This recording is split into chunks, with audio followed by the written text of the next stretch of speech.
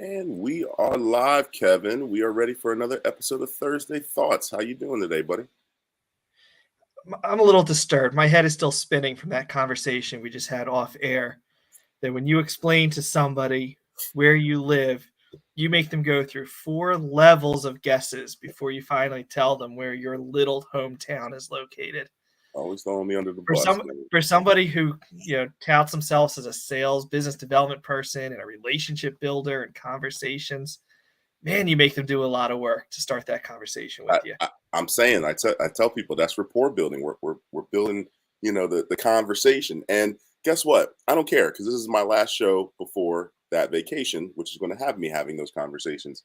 So I'm on cloud 9, buddy. You can't bring As me you should down. be. We're all jealous. I'm feeling good. And of course, since we last spoke, the Eagles have done a lot of great things, and we won't get into sports, but this is the official flag in the sand. We need to start a sports show, so that's coming.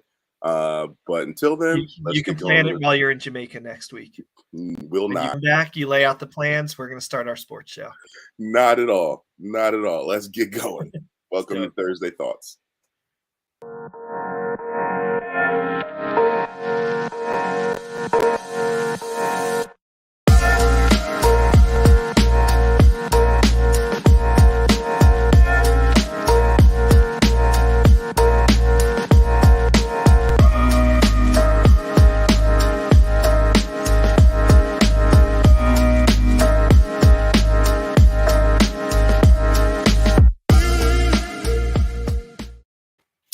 Welcome, everyone, to another episode of Thursday Thoughts, where we talk to amazing people, thought leaders, and industry leaders about their businesses and what they do and how that relates to your small business, your marketing, brands, and all that good stuff.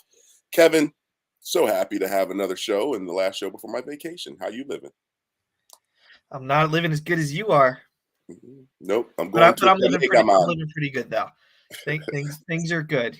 And I promise I won't do the terrible Jamaican accent when I'm down there. I don't want to start any drama. But super excited. And I have an awesome guest to bring us today. My guy Joe. I've actually known him for probably over a year now. He's one of my pandemic buddies. So there's those folks that you've met in the last 2 years. You probably have never met them in person, but you've built rapport and a good relationship. So I got Joe with us today. And I'm excited to jump right into it. So, of course, just a quick heads up for those who are watching live on LinkedIn, or if you're on YouTube or whatever platform you're checking us out on, please make sure you are liking the show. Of course, share the show so everyone can watch along as well. We're going to jump right into it because, like I said, I got an awesome guest. Today, we're introducing you to the one and only Joe Mitchell, or as many call him, Coach Joe Mitchell. And I'm going to tell you a little bit about Joe. So Joe Mitchell, Esquire, is a high-performance business coach and EFT tapping expert and the best-selling author of The Art of Joyful Achieving, published in 2020. 2 years after he graduated from Harvard Law School, Joe became a monk and lived in an ashram for 5 years. In 1992, Joe decided to enter worldly life again, and he began a 25-year legal career as a criminal and personal injury attorney in Philadelphia. During that time, he completed hundreds of self-development courses, spiritual retreats, and health-related workshops. In addition to 4 coaching certifications, he was certified as a yoga teacher, meditation teacher, EFT practitioner, and an NLP practitioner. So when I tell you, Joe's been around, we're going to dig into it. Joe, how are you, man? Welcome to the show. Hey, how's it going? It's going good, man. It's going good. Thank you so much for inviting me. I really appreciate it. Not a problem. Now, please tell, I don't know if I was going too fast. 2 things jumped out to me when I read that bio. Give us some more detail. Sure. I heard Harvard Law graduate and a monk. Yeah. Tell us a little bit about how all that came together. Yeah. Well, I come from a family of lawyers. My father was the first Black judge in Massachusetts. My grandfather was a attorney in the 30s. A Black attorney in the 30s. Is that amazing or what? Wow. So it kind of was natural for me to be an attorney, and so I went to Harvard. And I was in Boston. I was able to get into Harvard, and I was like, yeah, let's do this. Wow. Had a great time at Harvard, and then started working, and did not really like working at a law firm. I worked at a law firm in Boston, didn't really like it. And when I had the opportunity to leave, and I actually got fired, I looked to see, well, what was really important to me in my life. And what was really important to me was my spiritual development. So I decided to let go of the legal thing for a while, and or maybe forever. It ended up that as I was living in this ashram, I became general counsel for the organization. So I actually used my legal background to the benefit of the corporation, to the benefit of the organization, while I was a monk. So it worked out. It worked out really well. But I just didn't want to be a monk for the rest of my life. So I just decided, hey, I'm gonna leave. And when I left, I came to Philadelphia, and I've been here since '92. Still living in Philadelphia. Wow, man, that's an interesting journey. I can't say we've had a monk on the show today, unless Kevin, any of our guests are they monks? Not that I know of. I think this is a first for us. Awesome. Well, I'm super excited. I'm not a monk anymore. I'm not a monk anymore, by the way. Fair. Well, it's not once a monk, always a monk, or you got to be like in the practice. I mean, it is. I am crazy about spirituality. I meditate for an hour every day, so I'm very much into it, and I still maintain a high standard on that. But I'm not the monk level. I have relationships with women and that kind of thing. So. Oh, I see. I don't know anything about monk life. I didn't know you can't have relationships with. See, we're gonna have another separate convo, Joe. I need to learn more about monk life. But we have a really awesome topic we're gonna get into today, and it's a cool thing. We met, like I said, during the pandemic through some networking groups, and had a really good conversation centered around tapping. You kind of opened my eyes to it. I knew nothing about it, and of course, my wife's a therapist, and I mentioned it to her. She was like, "Oh yeah, EFT, I know all about it." I'm like, I never knew about this, and Joe put me on, and so we're going to dive a little bit more into that, into havening and all these other new things that you're kind of bringing to my attention. But first, as we talked to prepare for this, you told me a little bit about hacking the mind, and I want to dive a little deeper into what that means, and just have a visual up here for folks, just some bullet points that you pointed out. But please dive a little deeper into what you mean by hacking the mind. Sure. Well, I am a hacker.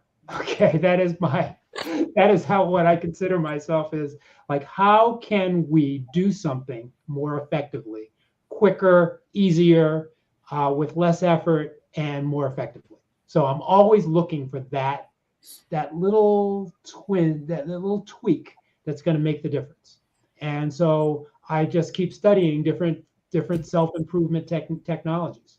And one of the best technologies that I've come across is tapping, which comes from the word EFT, which stands for Emotional Freedom Techniques.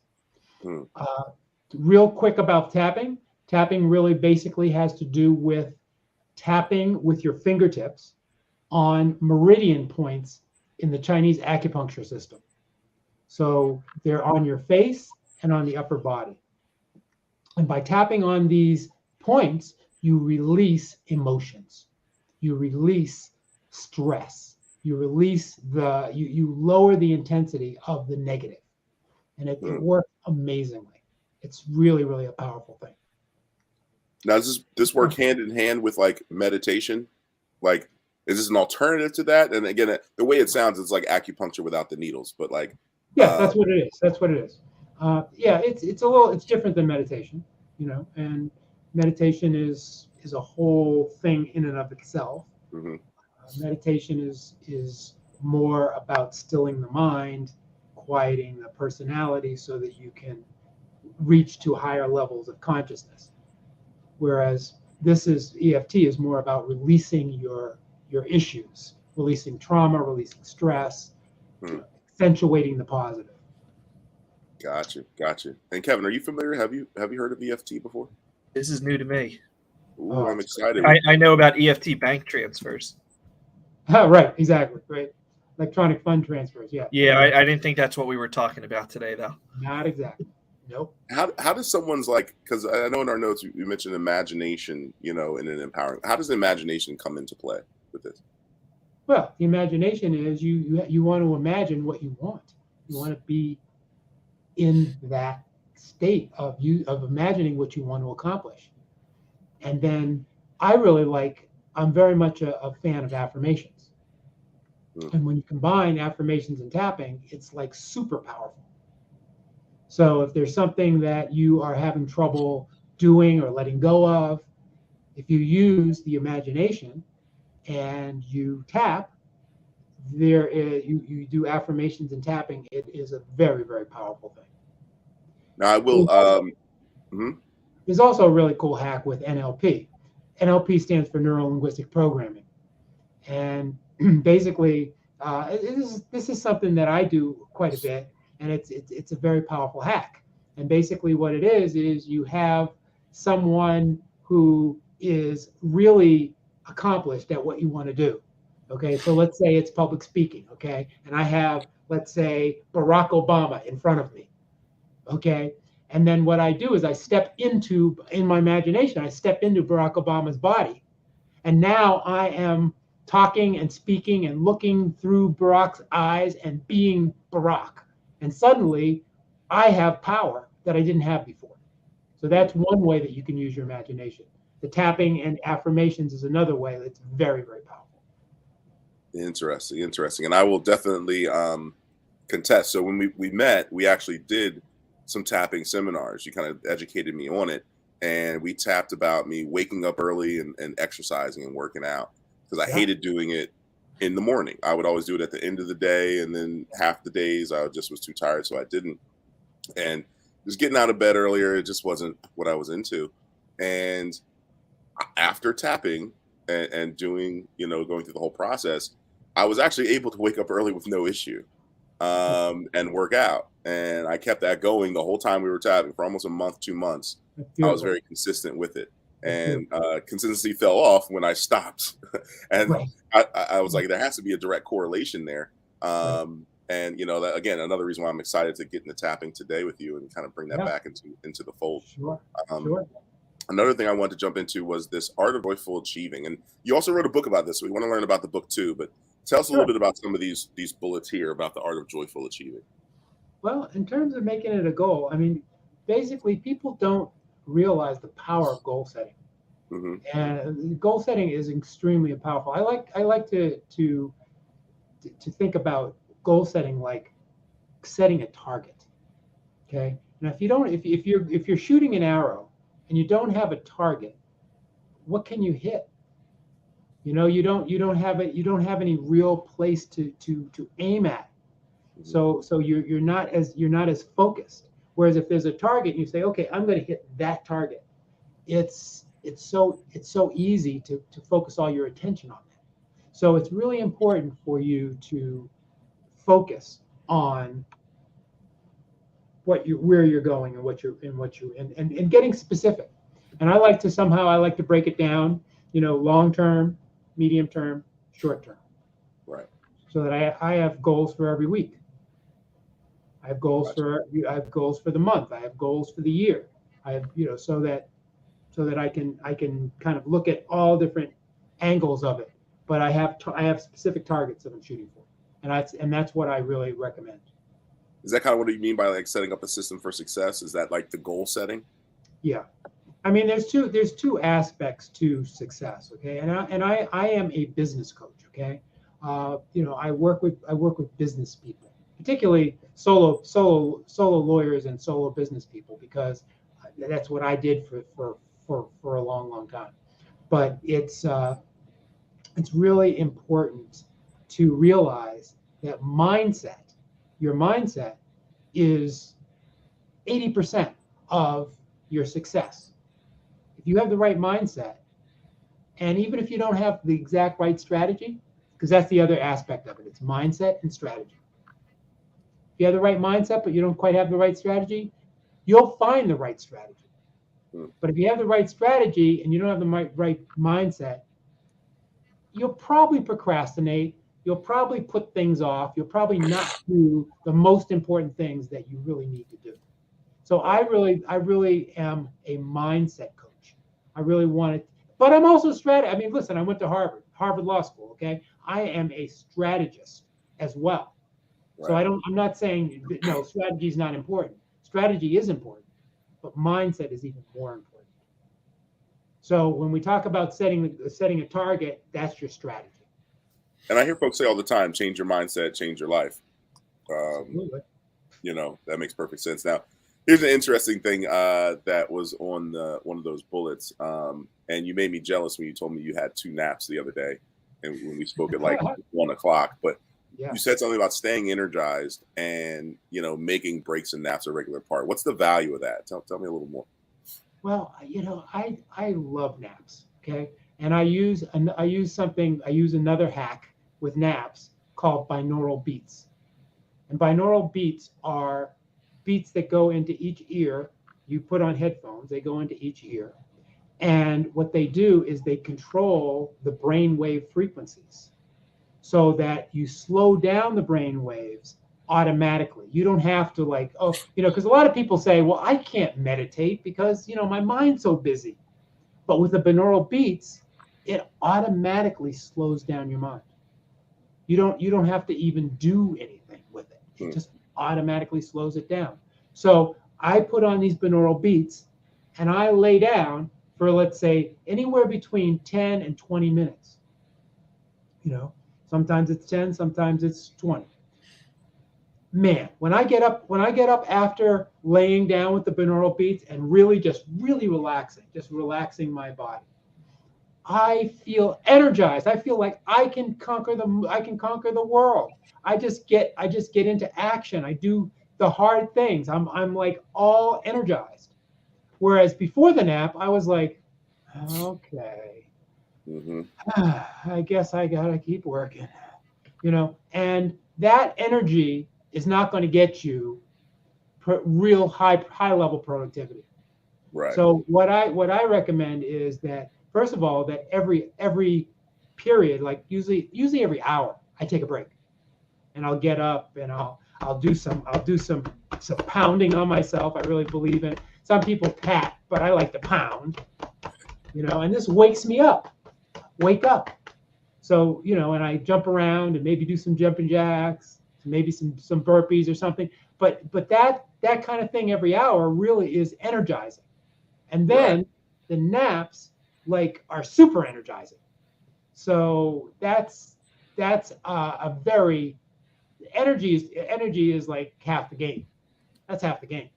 Because if you have a lot of energy and you have the right mindset, you are going to get amazing things done. I love it. Kevin, just so you know, next time I'm in the office in the conference room, if the door is shut, I could be in there taking a nap. Just heads up. I thought you were going to say if I hear some pounding happening in that room. Naps are more fun. Naps are a lot more fun. Right, for sure. And one other thing you had. I'll be honest with you. I have never been able to nap. Right. Well, here's the thing. I got to tell you, I don't fall asleep. I'm not asleep. Okay. Maybe that's the trick. Naps. Now that is a good thing. If you're not getting enough sleep, take some naps. Take a half an hour nap or 20 minutes. I can tell you, I've tried the 20-minute power nap. I've tried the 45-minute nap. I've tried the 2-hour nap. I always feel worse afterwards, but I love what you're saying, you know, to try kind of that alternative. You know, I would typically think when you say the word nap, that means sleep. But you know, very interesting angle you're taking here with that alternative. That, you know, there are other types of naps. It doesn't have to be sleeping. So here are the hacks. Okay, first of all, you're not intending to sleep. Okay, now you might fall asleep if you're really tired. Of course, you will fall asleep, but you're not intending to sleep. Secondly, you have binaural beats. So you put on some headphones and you put on something to get the light out of your eyes so that it's real. You're dark. Yep. And then the other thing is you focus on your joints. So you start with your ankles and you go up your body to your knees, to your hips, to your elbows, to your wrists. You do all of your joints, and then your face. You just focus on those things and just say relax. And I guarantee you do that for 15 minutes, you will feel like revived, renewed, you can't help it. Very cool. Seriously. Yeah. I'm hoping folks that are watching this, whether it be live or on the replay, actually try this stuff. And, let us know in the comments afterwards, like how you felt, what was it like afterwards? I would love to hear that, that response. And before we move on to actually like demonstrating some tapping and havening, you also have on that list celebrating small wins. I think that probably ties back to the affirmations you were talking about earlier, but explain that a little bit more of why that's so important. Well, the mind is set for a negative dominance. Okay. I mean, one of the biggest jobs of the mind is to keep us safe. So we're always looking for possible danger. I mean, we're not looking for it consciously, but unconsciously, we're looking for possible danger. We're always thinking of the negative. Well, what could happen? And this is all on an unconscious basis. So the problem is that when we have this negative bias, that we're always thinking about what doesn't work and what's the problem and what could go wrong. And what we want to do is we want to turn that around. And the way you turn that around is that you celebrate small wins. So you celebrate every time you get a little small win, you celebrate it. And you keep building on that so that you start to develop a habit of thinking, oh, wow, I got up on time today. Okay, great. I meditated for 5 minutes. Great. Okay. Wow. I wrote that letter that I've been procrastinating on for a while. Great. And you just keep giving yourself, oh, wow, I slowed down my eating. I ate a little less than I normally eat. Great. I am really happy with myself. So you keep saying this. And if you do this like 10, 20 times a day, you will feel the difference than if you just kind of go through your day, and not really give yourself credit for all of the good stuff that you're doing. Interesting. And I like the word celebrate, because that's what you want to do, is you want to celebrate yourself. You want to say, yes, I did that. I read for 10 minutes. Yes. Right. I need to do that. And I have some stuff I need to read. Just funny you gave that example. And I'm not always like looking to read. I'm very much an Audible guy. I can't say I picked up a book to sit there and go from page 1 to the end in a while. But like, I feel like if I did that, I should celebrate it, because then it's like, it feels like that achievement. Like I specifically in that example, I get that a lot. So that's going to be me on vacation. I will be taking a book with me, and I'll celebrate when I finish it for sure. I was going to say, unfortunately, that's the only place that I read anymore. I feel guilty about it. I used to love to read. Now I read on vacation when I'm on a beach or something. That's where I do my reading. Right. Fair. One of my hacks, as I said, I'm a hacker. Okay. So one of my hacks is that I listen to most of my books. Okay. Now there are book summaries. Like there's a website called optimize.me that has like book summaries of like 500 of the top books. There's a thing called Blinkist.com that also has all of these summaries of books that you can get. And then you can not only can you get the book summary, but then you can also listen to it at twice the speed. So you can get your summary and all of that. You can get a book done in 15 minutes. Like the key ideas of a book in 15 minutes. Right. Or you can go on Audible and just download the full book and listen to it at twice the speed. I mean, there's a lot of ways to hack it so that it's not that, and you can do that while you're cooking or while you're, taking a walk or, all of that kind of thing. So hacks are, really amazing. Speaking of hacks, you can also go to activateyourgreatness.com and get a free copy of The Art of Joyful Achievement, can't you? Yes. And I will, I'm going to actually also throw in, like some kind of some affirmations too. So if you go there, I'm going to treat you really well. So, awesome. We'll make sure we remind folks of that before the end of the show. But yeah, I'm super excited for that. Now let's get into some nitty gritty here. Sure. Let's talk a little bit more about tapping and havening. I will. So I got that picture of the lady tapping, and I was like, when I was tapping with Joe, I used 2 hands and not one. So I was like, I don't know if that's the best photo, but you give us a little more details about tapping and havening, and let's show people how to do it. I will. But I just want to say that I kind of put myself out here as a hacker, and but this book, The Art of Joyful Achieving, really is a system.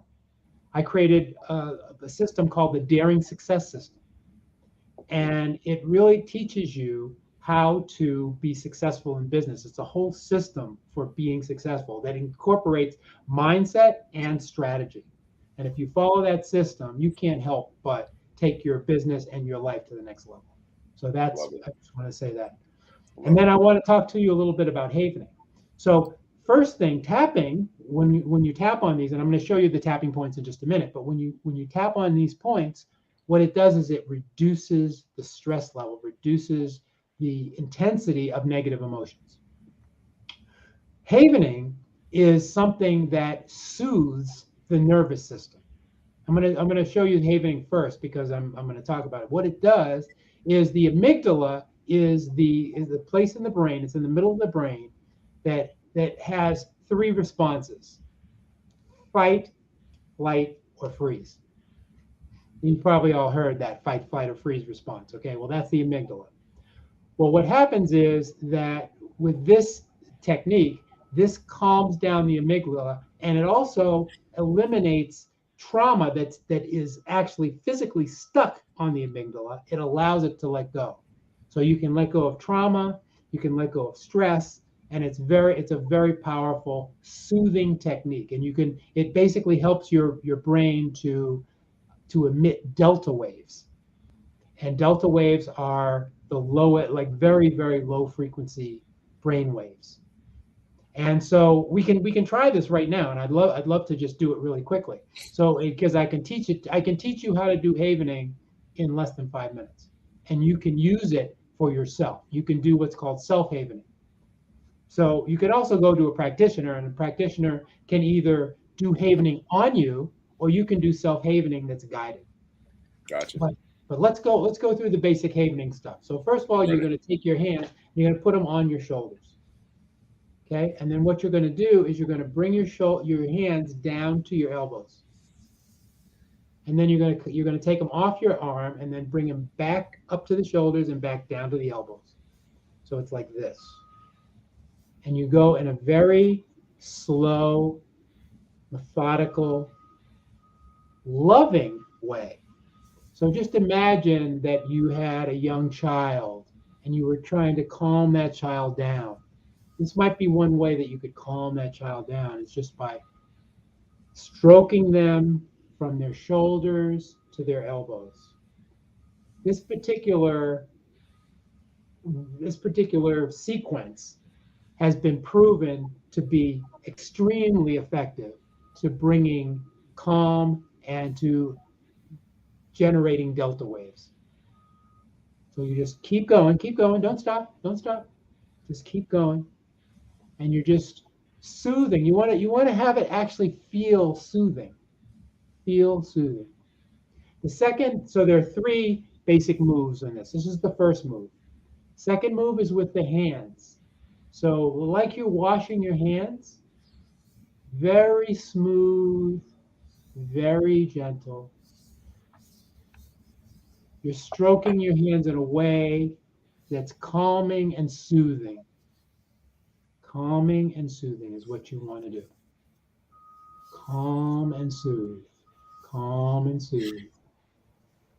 It's very, very soothing. You can move your hands around. Go this way, go this way. But the whole idea is just to be soothing. And then the third one is actually the most powerful of the three. And that's on your face.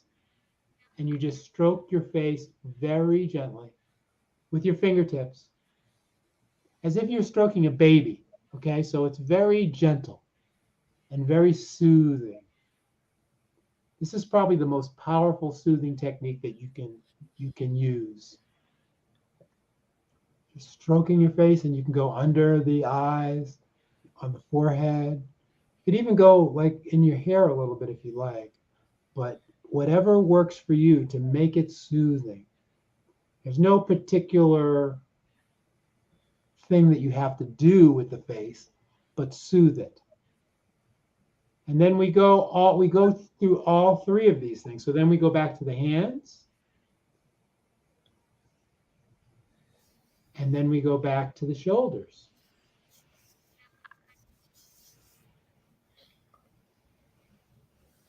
And now I just want you to take a second and just feel your energy. Do you notice anything different? Do you feel like physically, do you feel like some difference there? Calm and relaxed. I was going to say, I can feel calmer for sure. Yeah. I'm ready to sign off a little early and go take that nap we were talking about earlier. There you go. There you go. And would you recommend, like, I know you mentioned earlier about taking, 10 minutes and what were the beats that you mentioned? It's called binaural. The binaural beats. Right. Would you also recommend taking 10 minutes and doing this? Especially if you are upset or you are like, and when you combine it with the tapping, it's even more powerful. Okay. And I have a course that's called Tapping into Business Success, where I teach both of these techniques and put them together for business purposes, because this is something that can also like help you to get rid of self-limiting beliefs. But it's also very, very helpful to do this to relax. Now, what I do sometimes is I combine this with an app. So I'll be laying down and I'll just do this for 2 minutes. And then I just find that I can relax even more. Okay. Right. Because a lot of times what happens with people, especially in this busy time right now, and all the pressure and all the sometimes conflict, is that people's mind, they can't slow down their minds. This slows down your mind. You do this for 5 minutes. You do this for 5 minutes, it will slow down your mind. And you will be like, wow, I am really calm. I feel like before and after like tough sales calls, this would be beneficial. Like a quick little calm down. Definitely. Wow. Yeah, and then tapping comes in too, because tapping is really good. The thing that's great about tapping is that you can focus on the problem. Okay, so let's say we have this problem. Is like, I am scared to make this sales call. Oh my God, I'm gonna get rejected. So what you do is you focus on that.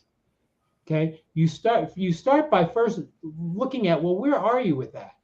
On a scale from 0 to 10, 10 being like, I am just like, I'm about to run out the door, to 0 being, hey, bring it on. Let's make 10 sales calls right in a row. Where are you in that chain? And a lot of times when you think about that sales call, you say, oh, wow, I'm an 8. I don't want to make that sales call. I'll do anything to avoid it. Let me get something to avoid it. So what tapping does is tapping has the potential to bring that 8 down to a 0. Okay? In 5 minutes. And just think about it. The difference between an 8 and a 0 is it's life-changing. Because with a 0, you say, hey, let's make this call. Let's go. Okay? With an 8, you're like, I don't know. I don't feel good about this call. So basically, you tap on this. Now, when you add the havening to it, it brings it down even faster. And it makes it, especially once you get it down to like a 3 or so, and you do a little of this, it goes right down to a 0. And then you're like, wow, I'm ready to go. Gotcha. And it might be about a sales call. It might be about anything. Okay. But these are techniques that can really powerfully change your state. And, and you can do them in the bathroom. You can do them, It doesn't take long, and it really works. So let's just go over really quickly. There's just the tapping points. Okay, I'm not going to go into all the detail about it. There's a lot of detail about tapping, but I won't go into all the details. There's a lot of detail about havening too, but I just will spare you. So first, the first tapping point is right here, which is right on the side of the hand. You just tap on the side of the hand. It's a really great point to tap on. And you just tap with 3 fingers. And you tap at medium, you're not hurting, you're not trying to hurt yourself, and you're not trying to go so lightly that you can hardly feel it. So you're going at medium velocity. Okay, and then the next point is going to be the eyebrow point, which is right here at the eye, right on the eyebrows. And you can just do it. Now you can do it with one hand. You can tap with one hand, and a lot of people do tap with one hand. I personally find that tapping with two hands is more powerful, but if you only have, sometimes you can only do it with one hand. Okay, but I like tapping with two hands. So that the eyebrow point is the first point here on the face. And then the second point is the side of the eye. You feel a bone there. There's a bone. If you feel a bone and you want to tap on that bone. These are meridian points. These are part of our energetic system. And as we tap on them, the energy that's stored up gets released. And then the next one is a bone right under the eye. And it's right there. And again, you're tapping with 3 fingers right under the eye. Then under the nose, between the nose and the lip, you're tapping this way. And then under the lip, between the chin and the lip, call it the chin point. And it's right in that indent. Again, 3 fingers. This one's hard to do with two hands. So you do this one with one hand. And sometimes what I'll do is I'll do both of them at the same time. Try that. Do both of them at the same time. That works out very well as well. And you generally can do 5 to 7, or you can do more. There's no set system, but the general system is 5 to 7 times. Then the next one is the collarbone. Put your hand right on the collarbone and just go down like an inch, or maybe half an inch, right here. This is a great point. This point is very, very powerful. And then the last point is under the arm, like it's right at the bra line if you're a woman. But if you're a man, it's right around the nipple. It's right there, underneath the arm. And again, I use like a claw like this. You just tap there.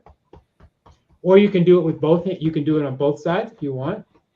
It's hard for me. This is uncomfortable. I like this much better. And then the last point is top of the head.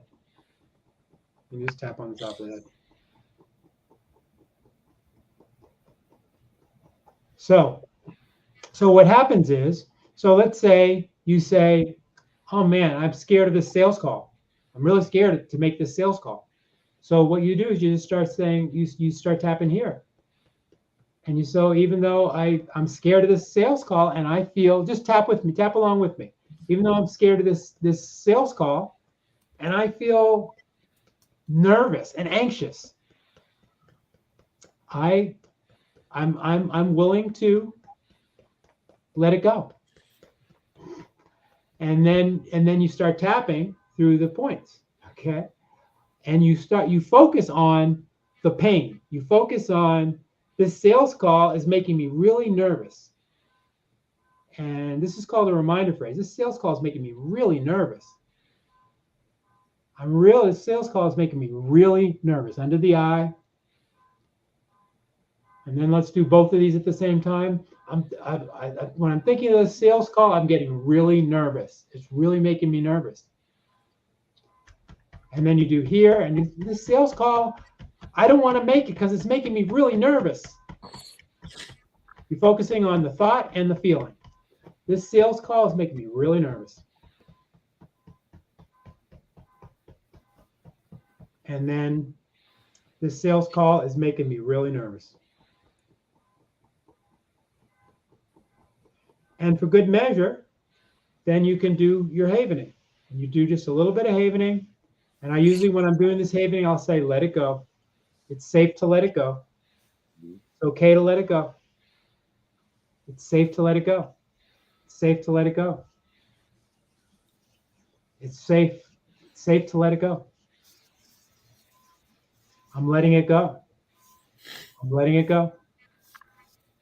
I'm letting it go. It's safe to let it go. It's safe to let it go. It's really safe to let it go. And I'm letting it go now. So, I don't know if you can just feel the energy of that. and you feel like you're more relaxed, you're more clear. There's not, the fear's not there. You're ready to go. And that's what the power of this is. And nobody has to know that you're doing this. I mean, we tap for what, 3 or 4 minutes, maybe? And I'm telling you, you do that and it will lower. Now you were at an 8, now you're at a 3. It's really amazing. It's really an amazing, amazing technique that you can use to let go of limiting beliefs, to get yourself motivated. I mean, there's so many things that you can do with this. That's why I love think, it. yeah, like I said, I'm a fan. I'm a believer. I appreciate you kind of showing our audience a little bit about it. A quick note to anyone who is watching, of course, make sure you reach out to Joe. He can, of course, do more detailed sessions with you one-on-one and really give you a good education. When you go to activateyourgreatness.com and you give me your email, I'll send you a PDF copy of my book, and I'm also going to send you a video of introduction to tapping, so you'll get a sense of like how to do it. Awesome, it's good stuff. Awesome. Now, before we get out of here, and thank you so much for that, Joe. I feel a little more relaxed and calm. How about you, Kevin? Do we have to talk about it right now? No, we can stay silent, Kevin. Just relax. Yeah. Before we get out of here, Joe, we put together this list of some ways to avoid stress that just even help with this process. So I just wanted to run through these right quick. Tell us a little bit about some of these avoiders. So the master of fundamentals, that's critical. Okay. Fundamentals are sleeping, eating, and exercise. Okay. There's a lot to be said about all 3 of those. Okay. But I think the bottom line is sleep more. I mean, in this society, sleep more, eat less, and exercise consistently. You do those 3 things, your energy level and your feeling level is going to go up. Right. Recognize and relieve. So when you find yourself being stressed, this is the time to do your tapping. This is the time to do something that's going to help you. Go outside and take a walk or whatever. Personally, tapping and havening work for me very quickly, and I really love them. But you can go out into nature. You can do all kinds of things. You can talk it out. You can write it out. You can, exercise it out. There's all kinds of things. But when you realize that you're in that state, do something to relieve it. Gotcha. And the next one was such big. Kevin knows I used to have a problem with this. I've gotten better at saying no and setting boundaries. But tell us about how important that is. Well, that's I mean, if you just say yes, you're going to have so much to do that you're just not going to be able to do it. And that's where tapping comes in very handy. Okay, because a lot of times it's uncomfortable to say no, especially if you're saying no to somebody that you really care about or that you want them to see you in a certain way. So this is where tapping comes in. Feel those feelings and tap on them. Right. And let them go. Right. I know this. I've done this before. I don't know if, Kevin, you track your screen time. We have less screen time on here. I have multiple times. I look at it every now and again, especially when I think, wow, I was on my phone a lot. I've had days where I logged more screen time than I slept. And I know that's not good, but I've seen 8-9 hour screen time days on my phone before. My wife has done it. I do not monitor it, honestly, because I'm scared of what I'll say. Right. I personally like the computer screens better than the phone, but if I added computer screen time to the cell phone screen time, now I'm sure I'm hitting double digits. Definitely. And that's just not normal. It's just not a normal thing. So it's good to have some time away from it. Indeed. And the last thing you had on there, which I know you spoke a little bit about, was gratitude. Right. Tell us more of what you mean by that. Well, that's kind of like celebrating your wins. It's like being grateful for the little things. There's so many things in our life that we can be grateful for. It's just amazing how great our lives are these days. I mean, even if we have monetary problems, even if we have relationship problems, there are so many things to be grateful for. We just have to realize that and be and feel it. You feel something every hour. What am I grateful for today? Right. And especially at the end of the day, what am I grateful for? And in the morning. So Yeah, being grateful is a critical component to having a great life. Facts. This has been awesome, Joe. I really do appreciate you coming on the show and teaching our audience, about tapping and havening and just how to become even better or greater at themselves. Any last words for the audience? Any parting notes? Set a high standard for yourself and then go for it with gusto. Go for it with zest. Feel that you can do anything and then go for it. And look at all the challenges as opportunities. Awesome. And use these techniques to help yourself to turn around a negative attitude into something that will empower you, because you have an amazing amount of power within you and you can access it through these simple techniques. Fantastic. And again, a last little reminder, you want to visit activateyourgreatness.com. You'll be able to get a free copy of Joe's book, The Art of Joyful Achieving. Plus a lot of other bonuses. And other little perks there too. So make sure you hit up Joe, Coach Joe. He'll take good care of you. And folks, of course, we always have an upcoming thought for you. June 16th, we will be back with Kate Rosica. We're going to talk about hiring and retaining neurodiverse talent. She's actually going to bring Emma Billingsley with her as well, who is neurodiverse and employed.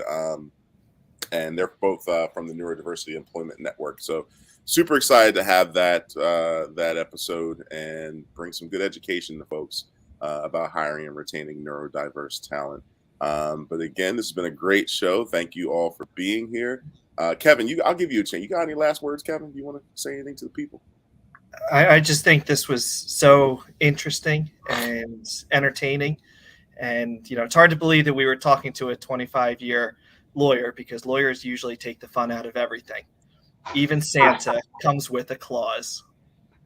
I like that. He has to get one of these jokes in every show. I'm mad I gave him the mic. Oh man.